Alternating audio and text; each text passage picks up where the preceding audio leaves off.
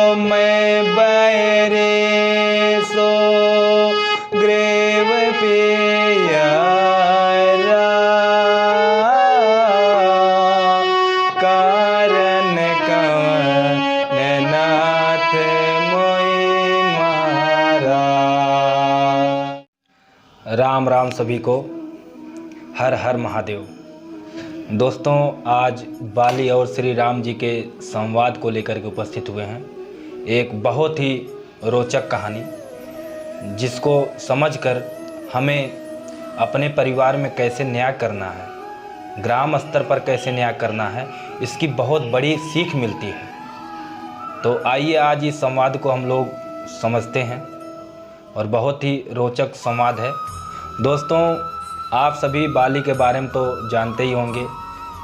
रामायण में बाली एक ऐसा योद्धा था जो बहुत ही बलशाली था, जिसे वरदान प्राप्त था कि किसी भी योद्धा से जब वो लड़ेगा तो अगले योद्धा का आधा शक्ति जो है बाली के अंदर समाहित हो जाएगा, जिस कारण बाली किसी से पराजित नहीं होता था। यहाँ तक कि उसने रावण को भी अपने काख में 6 महीने दबाए रखा। किंतु जब किसी को शक्तियाँ ज़्यादा मिल जाती हैं और सफलताएं लगातार मिलती रहती हैं, तो उसके अंदर अहंकार आना स्वाभाविक हो जाता है। तो वही अहंकार बाली के अंदर आ चुका था। अहंकार में वह इतना अंधा हो गया कि अपने भाई सुग्रीव को भी उसने नहीं छोड़ा। यहाँ तक कि सुग्रीव के पत्नी को भी नहीं छोड़ा, उसको भी अपने पास रख लिया। उसका अनुज भाई था, इतना ज़्यादा अंधा हो गया था। तो जब अहंकार चरम सीमा पर पहुँचती है तो उसका विनाश भी होना स्वाभाविक होता है। तो दोस्तों, इसके बाद होता क्या है, सुग्रीव से श्री राम जी से मिलन होता है किष्किंधा में, और सुग्रीव अपने भाई से, भाई प्रताड़ित तो रहते ही हैं, बताते हैं सारी बातें कि हमारे पत्नी को रख लिए हैं बाली। श्री राम जी मित्रता का हाथ बढ़ाने के बाद वचन देते हैं कि मैं तुम्हारा राज्य तुम्हें वापस दिला दूंगा, और बाली के अत्याचार को मैं जो है ख़त्म करके ही छोड़ूंगा। बाली का अब अंत आ गया है और मैं बाली का अब अंत कर दूंगा। बाली को तुम युद्ध के लिए बुलाओ और वहीं जो है उसको समाप्त कर दूंगा।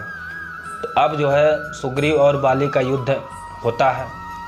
अब श्री राम जी पेड़ की आड़ ले करके बाली के ऊपर बाण चलाते हैं, और जिस कारण बाली मूर्छित होकर गिर जाता है। अब सामने तो आ नहीं सकते थे क्योंकि बाली को वरदान था, तो बाली मूर्छित हो पड़ा। गिरने के बाद जब वह श्री राम जी को देखता है तो वह आश्चर्य में पड़ जाता है कि ये तो प्रभु श्री राम जी हैं, इन्होंने मुझे छिपकर मार दिया इतना कायरतापूर्वक।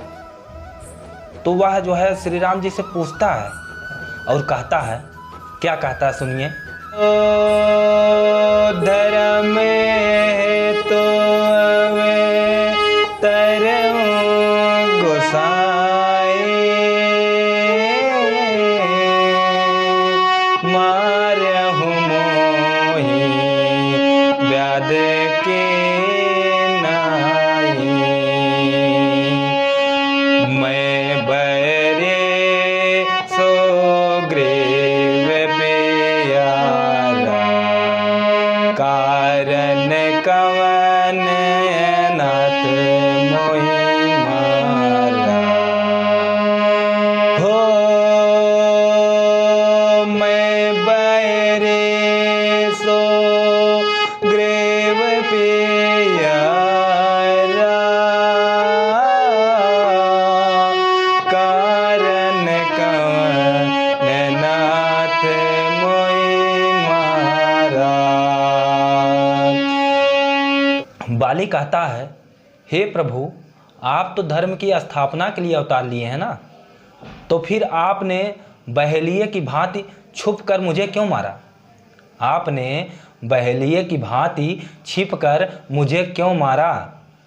क्या कहता बाली?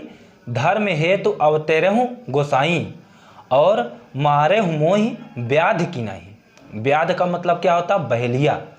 आप जो है धर्म की स्थापना के लिए अवतार लिए हैं, इसके बावजूद आप मुझे छिप करके बहेलिये की तरह मार रहे हैं। ये तो कायरता है। फिर आगे बोलता है, मैं बैरी सुग्रीव पियारा और कारण कवन नाथ मोहि मारा। हे प्रभु, मैं आपका दुश्मन हो गया और सुग्रीव आपके लिए इतना प्यारा हो गया। क्या कारण था? क्या मुझसे दुश्मनी आपसे थी जो आपने मुझे छिप कर मारा? मुझसे क्या दुश्मनी थी जो आपने मुझे छिप कर मारा? मुझे बताइए। तब श्री रामचंद्र जी कहते हैं, हे मूर्ख सुन, अनुज वधु भगिनी सुतनारी, सुन सठ कन्या ए समचारी।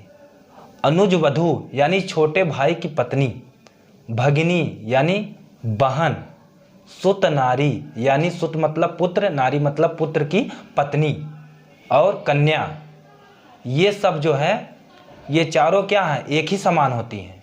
ये चारों जो है एक ही समान होती हैं।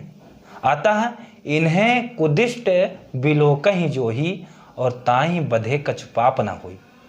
जो भी व्यक्ति इनको बुरी निगाह से देखता है उसको मारने में कोई पाप नहीं है। जो भी व्यक्ति इनको बुरी निगाह से देखता है उसे मारने में कोई पाप नहीं है। और वही कार्य तूने अपने भाई सुग्रीव के साथ किया।